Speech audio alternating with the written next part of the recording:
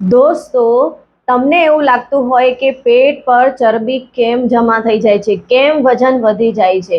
આપણે વધેલા વજનને ઓછું કરવા માટે તો ટ્રાય કરતા જ હોઈએ છીએ અને આપણું વજન ઓછું પણ કરી લેતા હોઈએ છીએ, પણ પેટ પર ચરબી કેમ જમા થાય છે, વજન કેમ વધી જાય છે, એ સમજવું ખૂબ જરૂરી છે. અને એના વિશે જ આજે હું તમારી સામે વાત કરવાની છું. તો એ સમજવા માટે, જાણવા માટે મારી સાથે છેક સુધી બન્યા રહો.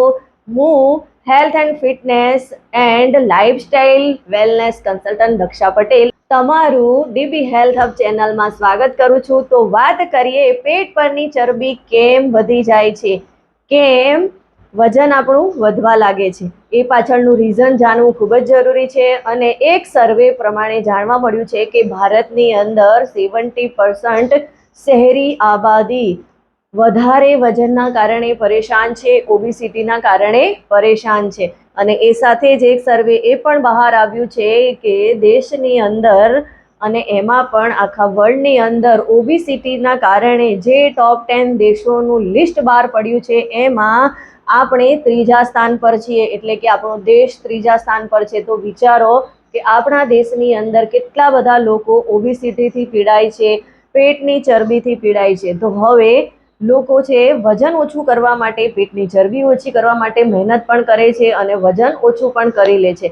પણ ઘણીવાર એવા પ્રશ્નો પણ મારી સામે આવતા હોય છે કે વજન ઓછું કર્યા પછી 2 થી 3 વર્ષ પછી ફરી પાછું વજન બેક કરતું હોય છે.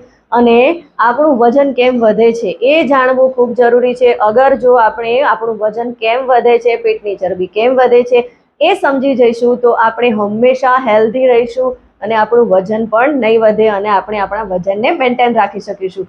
તો એવી કઈ બાબતો છે? તો એવી બે બાબતો છે, ક્વોલિટી અને ક્વોન્ટિટી.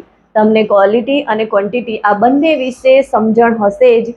ક્વોન્ટિટી એટલે કે કેટલી માત્રામાં, અને આપણે કોઈ પણ વસ્તુ જે છે એનું માપતા હોઈએ. જેમ કે કોઈ વસ્તુનું વજન આપણે માપવું હોય તો એ કિલોમાં માપતા હોઈએ છીએ, કોઈ કાપડને આપણે માપવું હોય તો એ આપણે મીટરમાં માપતા હોઈએ છીએ. એવી જ રીતે આપણે આખા દિવસની અંદર કેટલું ખાઈએ છીએ, આપણી બોડીમાં જાય છે એનું પણ માપ છે અને એ કેલોરીના માધ્યમથી મપાતું હોય છે. તો ક્વોન્ટિટી એટલે કે આપણે આખા દિવસની અંદર કેટલી કેલેરી લઈએ છીએ, 1500, 1700, 1800, 2000, 2500 કેટલી કેલેરી વાળો આપણે ખોરાક ખાઈએ છીએ, એ ખાસ કરીને ક્વોન્ટિટી છે. તો એના ઉપર ફોકસ હોવું જોઈએ. અને બીજી વસ્તુ છે ક્વોલિટી.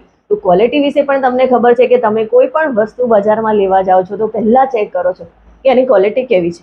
જો ક્વોલિટી સારી હશે તો વસ્તુ ટિકાઉ હશે અને લાંબો સમય સુધી ચાલશે. તો તમે કોઈ પણ વસ્તુ લેવા જાઓ છો તો પણ ક્વોલિટી ચેક કરો છો.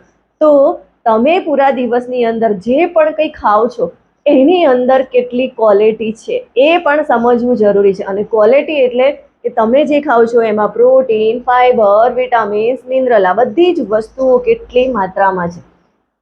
અને જો એ બધી જ પ્રોપર માત્રામાં હશે તો તમે હેલ્ધી પણ રહેશો અને તમારું વજન પણ મેન્ટેન રહેશે. પણ જો જે લોકોનું વજન વધારે છે અથવા તો બોડી શેપમાં નથી, આઉટ ઓફ શેપ છે, તો એ લોકો ખાસ કરીને એમની ક્વોન્ટિટી ઉપર ફોકસ વધારે કરે છે. વધારે ક્વોન્ટિટી વાળું એટલે કે વધારે કેલેરી વાળું ખાય છે અને વધારે કેલેરી વાળું આપણા બોડીમાં જઈ અને આપણા શરીરની આસપાસ, કમરની આસપાસ લટકવા લાગે છે, ચરબી વધવા લાગે છે અને આપણી બોડી સુડોળની જગ્યાએ બેડોળ થઈ જાય છે અને આપણે પછી ઘણા બધા પ્રોબ્લેમોનો શિકાર થઈએ છીએ. અને જો આપણે ક્વોલિટી વાળું ખાવાનું ખાઈશું તો આપણી બોડી જે છે એ કમ્પ્લીટ રહેવાની છે, બોડી શેપમાં રહેવાની છે. કેમ કે આપણે જેટલું ક્વોલિટી વાળું ખાઈશું એટલી આપણી ક્વોન્ટિટી ઓછી થઈ જશે. કેમ કે આપણે ખાઈએ છીએ ત્યારે જો એની અંદર ક્વોલિટી કેટલી છે એ ધ્યાન નથી આપતા તો આપણી ભૂખ સંતોષાતી નથી. કેમ કે આપણી બોડીને વિટામિન્સ, મિનરલ જોઈએ છે અને તમે જે ખાઓ છો અનહેલ્ધી વસ્તુ એમાંથી એને પ્રોપર વિટામિન્સ, મિનરલ મળતા નથી એટલે તમને થોડી વારમાં ફરી ભૂખ લાગી જાય છે અને એવી રીતે તમારા બોડીની અંદર ક્વોન્ટિટી વધારે પ્રમાણમાં જાય છે અને લો ક્વોલિટી જાય છે. એના કારણે તમારું વજન વધે છે. તો તમારા વજનને મેન્ટેન રાખવું હોય તો ક્વોલિટી વાળું ફૂડ ખાવું જોઈએ. એટલે કે protein, vitamin, fibre, minerals, fat આ બધી વસ્તુ વાળું તમે ખાવાનું ખાઈશો તો તમારી ક્વોન્ટિટી જે છે એ ઓટોમેટિકલી ઓછી થઈ જશે. કેમ કે તમારી બોડીને જે જોઈએ છે એ ક્વોલિટી ડાયટ, ક્વોલિટી ફૂડ લો છો તો એ બધું જ ફૂલફિલ થઈ જાય છે. તો આવી રીતે તમે ક્વોલિટી અને ક્વોન્ટિટી આ બે વસ્તુને સમજી લેશો તો લાઈફ ટાઈમ હેલ્ધી રહી શકશો. અને હવે જો તમે વધારે ક્વોન્ટિટીવાળું ખાવ છો અને વજન વધવા લાગે છે, એના કારણે thyroid, diabetes, hypertension, joint problem, આવા બધા પ્રોબ્લેમો ઓબેસિટીના કારણે જ આવે છે.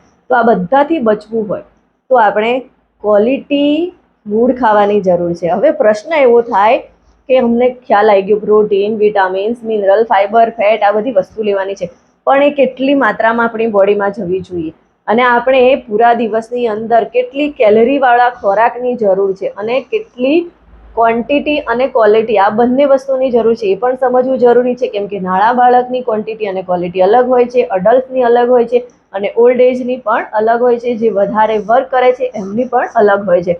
તો આ વસ્તુ સમજવી ખૂબ જરૂરી છે અને એ વસ્તુ જો તમે સમજવા માંગતા હો તો મારી સાથે તમારો 1-to-1 કોલ બુક કરો, જ્યાં હું તમને સમજાવીશ કે પૂરા દિવસની અંદર તમારે કેવો ખોરાક લેવો જોઈએ, કેટલા પ્રમાણમાં પ્રોટીન લેવું જોઈએ, ફાઈબર લેવું જોઈએ, વિટામિન્સ લેવા જોઈએ, મિનરલ્સ લેવા જોઈએ.